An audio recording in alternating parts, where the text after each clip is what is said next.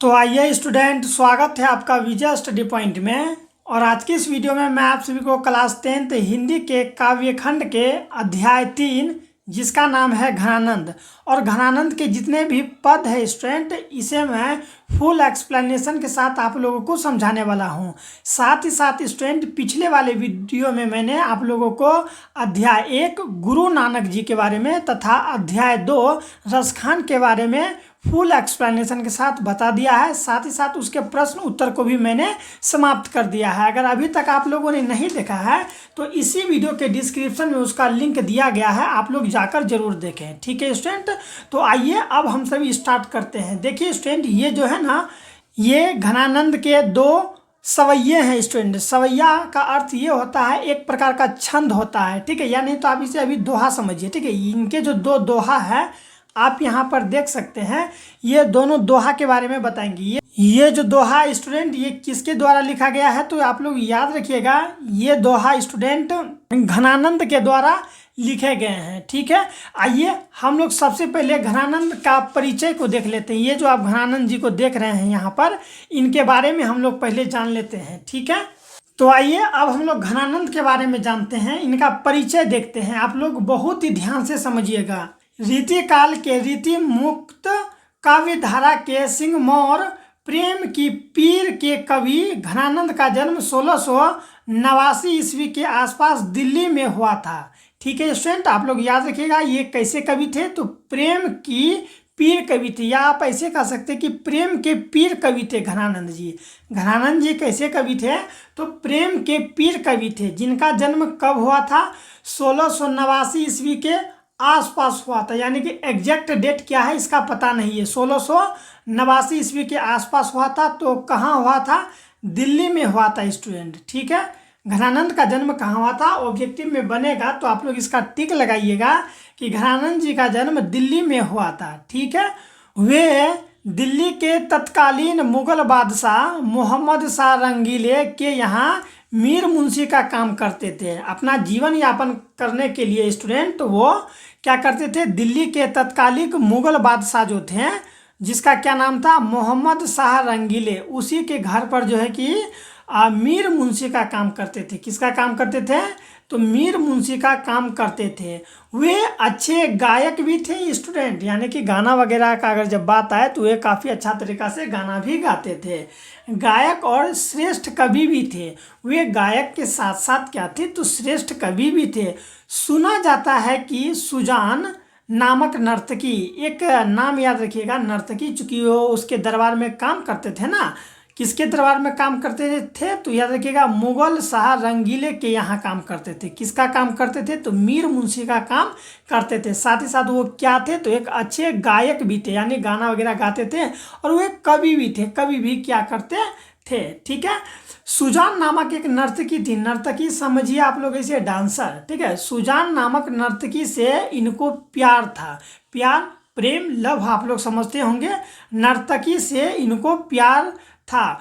कुछ कारण से सुजान अर्थात नर्तकी, ठीक है, कुछ कारण से सुजान के प्रति उनका विरक्ति हो गया। विरक्ति आज आप ऐसे समझते दोनों बिछड़ गया, ऐसे समझिए आज की भाषा में कि ब्रेकअप हो गया दोनों का।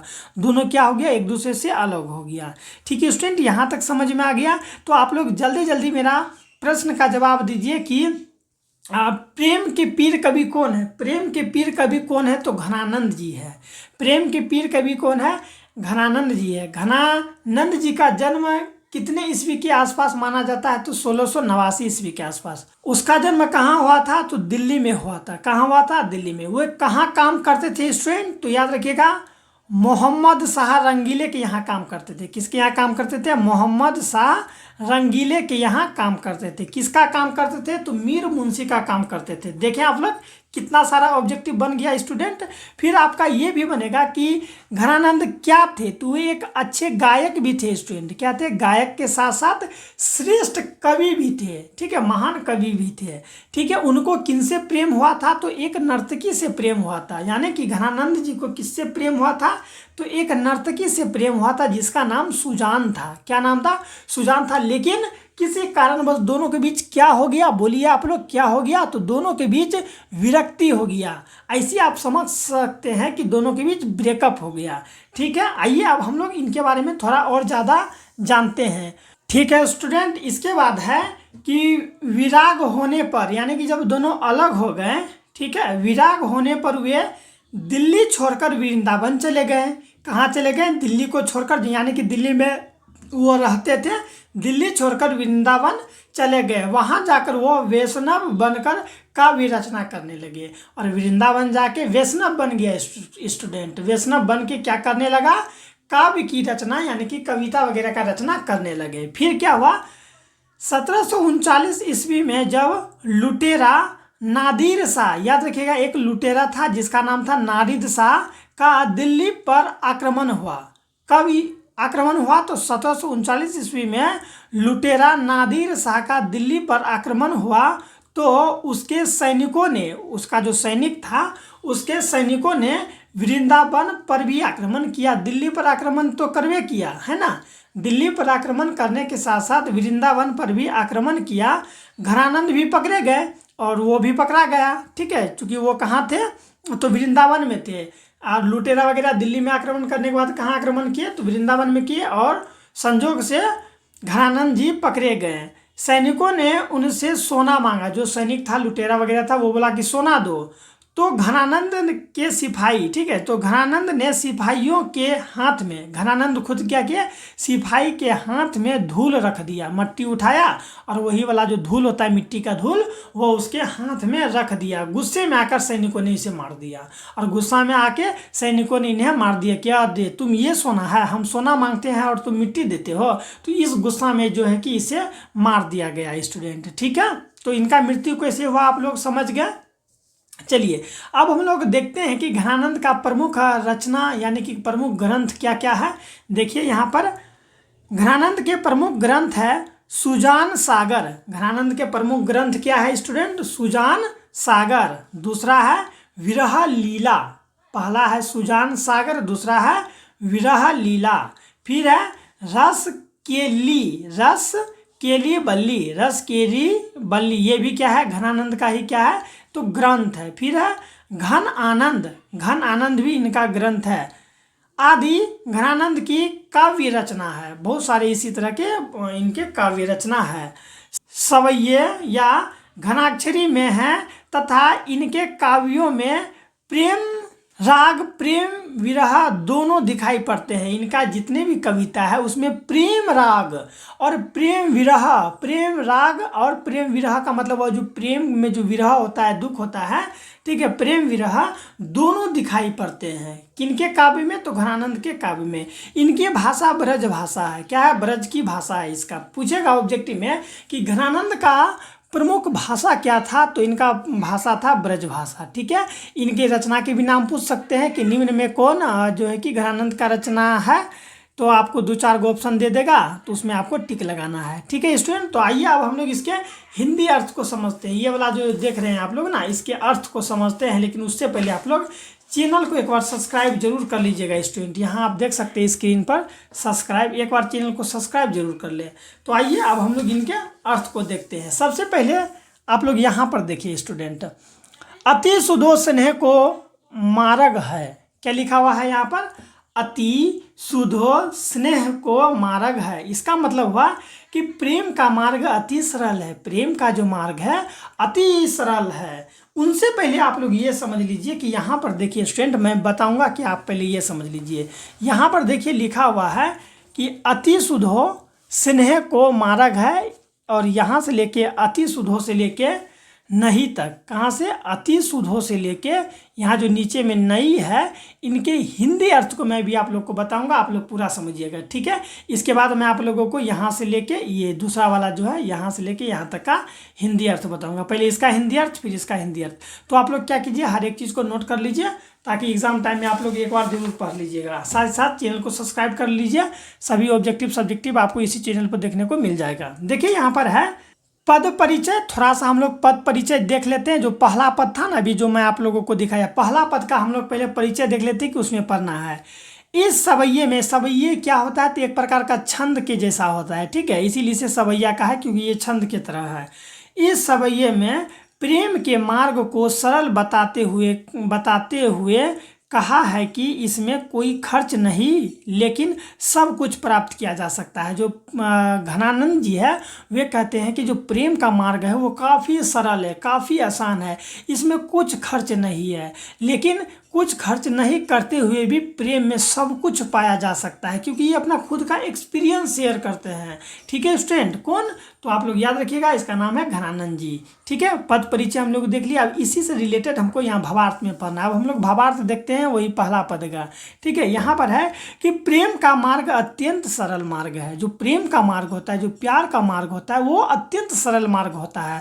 आप लोग भी कई बार अपने गाँव समाज में देखे होंगे कि कई लोग प्रेम में पड़ जाते हैं, तो कितना आसान होता है प्रेम में पड़ना। इसीलिए यहाँ पर घनानंद जी खुद कह रहे हैं कि प्रेम का मार्ग अत्यंत सरल मार्ग होता है, और इस मार्ग में आने के लिए आपको किसी भी शिक्षा की आवश्यकता नहीं है, किसी भी एजुकेटेड, किसी भी गुण उनका आवश्यकता नहीं है। ये प्रेम का मार्ग एक ऐसा मार्ग है जिसमें कोई भी आ जाता है, पढ़े लिखे लोग भी आ जाते हैं, जो पढ़े लिखे नहीं है वो भी आ जाते हैं। ठीक है, यानी कि इस मार्ग में कोई भी आ सकता है, क्योंकि ये जो प्रेम का मार्ग है ये अत्यंत सरल मार्ग है। ठीक है, जिस मार्ग में चतुराई समझते हैं ना, जिस मार्ग में चतुराई, जो ढेर होशियार बनता है, चतुराई का टेढ़ी चाल की कोई जगह नहीं है। और इस मार्ग में आपका चतुराई जो चाल चलता है वो इसमें बिल्कुल नहीं है, क्योंकि अगर जो इस राह में चतुराई करने का प्रयास करेगा, ज़्यादा अपने आप को स्मार्ट बनने का प्रयास करेगा या टेढ़ी चाल चलने का प्रयास करेगा, तो इस मार्ग से वो खुद ब खुद हट जाएगा।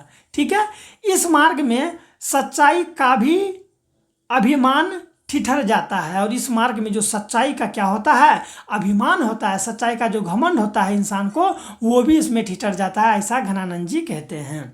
ठीक है, इसमें कपटी लोग अपना स्थान नहीं बना पाते हैं। जो कपटी लोग हैं, जो मन के थोड़ा डेंजर टाइप का आदमी है, ऐसे समझिए, जो कपटी लोग हैं, जो ना चाल चलने में एक्सपर्ट होते हैं, कपटी लोग, ठीक है, अपना रूप बदलने वाले लोग होते हैं, वे लोग इसमें क्या करते हैं, कोई स्थान नहीं बना सकते हैं।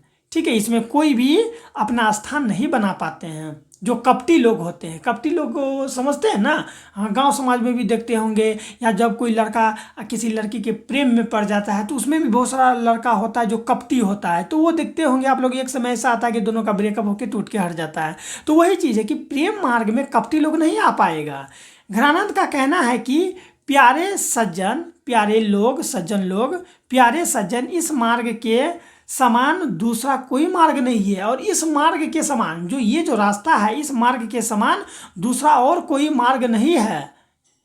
इस मार्ग का अनुकरण करने वाला का कोई खर्च नहीं है। जो इस मार्ग पर चलेगा उसका कोई खर्च नहीं होगा, किसी भी प्रकार का इसमें खर्च नहीं है, लेकिन प्राप्ति सब कुछ हो जाता है। लेकिन प्राप्ति इसमें क्या होता है स्टूडेंट, हर कुछ की प्राप्ति हो जाती है। ठीक है, तो ये जो घनानंद जी थे वे अपना एक्सपीरियंस शेयर कर रहे थे। वे जो लिखे हैं ना, ये जो सवैये लिखे हैं, उनके माध्यम से वो बताना चाह रहे हैं कि जो प्रेम का मार्ग है वे काफ़ी अत्यंत और सरल मार्ग है। इसमें कोई भी व्यक्ति आ सकता है, लेकिन अगर इसमें कोई भी ज़्यादा स्मार्ट बनने का प्रयास करेगा, ज़्यादा चतुराई करने का प्रयास करेगा, ज़्यादा कपटी बनने का प्रयास करेगा, छल कपट करने का प्रयास करेगा, तो ये प्रेम का मार्ग में वो नहीं टिक पाएगा स्टूडेंट।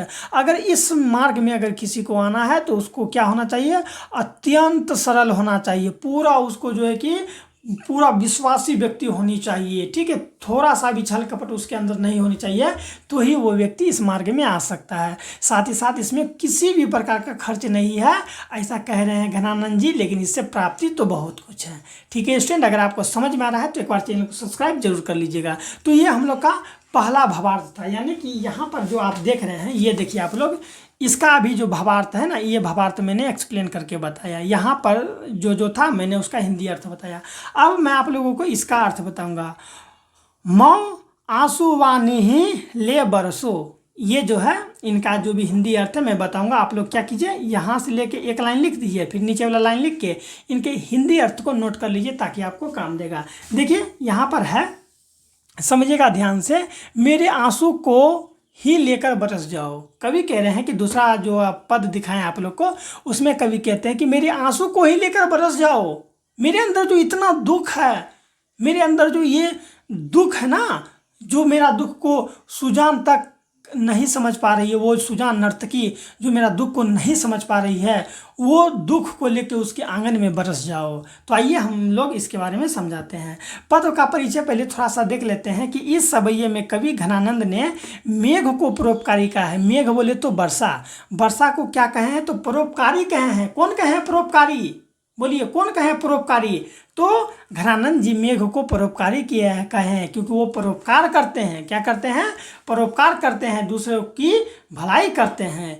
इस सवैये में कवि घनानंद ने मेघ को परोपकारी बताकर आग्रह करता है। क्या करता है उस स्टूडेंट? आग्रह करता है, रिक्वेस्ट करता है कि मेरे हृदय की पीड़ा को, मेरे हृदय में जो ये पीड़ा है, जो उसके साथ क्या हो गया, उसका जो नर्तकी थी, यानी जो उसका क्या था, आप लोग को याद है अभी जो मैं नर्तकी के बारे में बताया, जिससे घनानंद जी प्रेम करते थे, जब दोनों का क्या हो गया, मिलन समाप्त हो गया, दोनों का ब्रेकअप हो गया, तो उनका जो दुख है वही चीज़ है कि उनका हृदय में का जो पीड़ा है, सज्जन लोगों के घर तक पहुंचाओ। सज्जन के जो लोग हैं, जो अच्छे अच्छे लोग हैं, साथ ही साथ सुजान के घर में भी पहुंचाओ। ये मेरे अंदर का जो दुख है, तुम तो क्या हो, तुम तो मेघ हो, तुम मेघ मेरे आंसुओं को अपने में समाकर सभी सज्जन लोग, सभी प्यारे लोगों को ये दिखाओ कि हाँ कि मैं कितना दुख में हूँ। यही लेखक कह रहे हैं दूसरा पद में। तो आइए हम लोग अब उनका भावार्थ को देखते हैं। आपको भावार्थ देखते देखते पूरा समझ में आ जाएगा। इस भावार्थ में यानी कि दूसरा जो भी मैं आपको पद दिखाया था, उस पद में ये रसखान जी कहते हैं कि हे मेघ, हे बारिश, हे मेघ, पर्जन्य नाम तुम्हारा सही है। तुम्हारा जो नाम है पर्जन्य, पर्जन्य का अर्थ वही होता है बारिश। तुम्हारा जो नाम बारिश है ये सही है, क्योंकि परोपकार के लिए दूसरों के भलाई के लिए धारण कर घूमते हो। तुम हमेशा क्या करते हो, कभी वहाँ पर जाके बरस जाते हो, कभी वहाँ पे जाके बरस जाते हो, कभी नदी में बरस जाते हो, तो कभी नालों में बरस जाते हो, कभी पेड़ पौधों के बीच बरस जाते हो, कभी गांव समाज में बरस जाते हो। तो तुम बहुत ठीक हो, तुम दूसरे का परोपकार कर रहे हो, तुम दूसरे का भलाई कर रहे हो, तो तुम सही हो। कौन कह रहे हैं ऐसा? मेघ को कह रहे हैं, घनानंद जी कह रहे हैं। समुद्र जल को भी तुम अमृत जैसा बनाकर अपने रसयुक्त में घोल लेते हो। यानी कि क्या करते हैं मेघ, क्या करते हैं, जब मेघ पड़ता है तो वो अगर समुद्र में भी पड़ता है तो समुद्र का पानी में वो देखते हैं किस तरह से जो है कि मिल जाता है, पता ही नहीं चलता है कि कौन है समुद्र का पानी। वही यहाँ पर कह रहे हैं घनानंद जी कि समुद्र जल को भी तुम अमृत जैसा बनाकर अपने रसयुक्त में घोल लेते हो। घनानंद का कहना है, और घनानंद का कहना है, घनानंद जी कह रहे हैं कि तुम जीवनदायक हो, तुम जीवनदायक हो, तुम दूसरे को जीवन देते हो।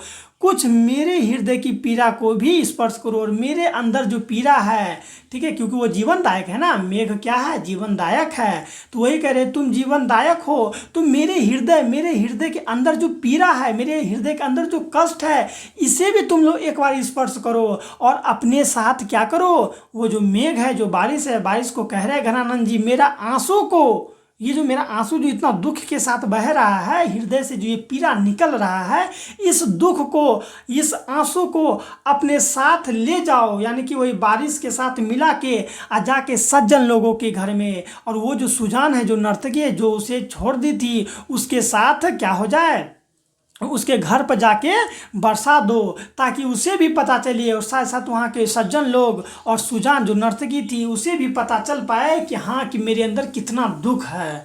तो देखें आखिर इसके अंदर कितना दुख है। तो आई होप आप लोगों को समझ में आ गया होगा स्टूडेंट। तो एक बार चैनल को सब्सक्राइब जरूर कर लीजिएगा। इस तरह से टोटल होता है समाप्त। अब मैं आप लोगों को इसके जो दीर्घ उत्तरीय प्रश्न है एवं लघु उत्तरीय प्रश्न है वो मैं अगले वीडियो में करा दूंगा। अगर आप देखना चाहें तो यहाँ से आप देख सकते हैं, ये सब जो प्रश्न है इसे मैं कल के वीडियो में जरूर करा दूंगा। ठीक है स्टूडेंट, तो चैनल को सब्सक्राइब कर लीजिए और अपना ख्याल रखिएगा। मिलते हैं नेक्स्ट वीडियो में।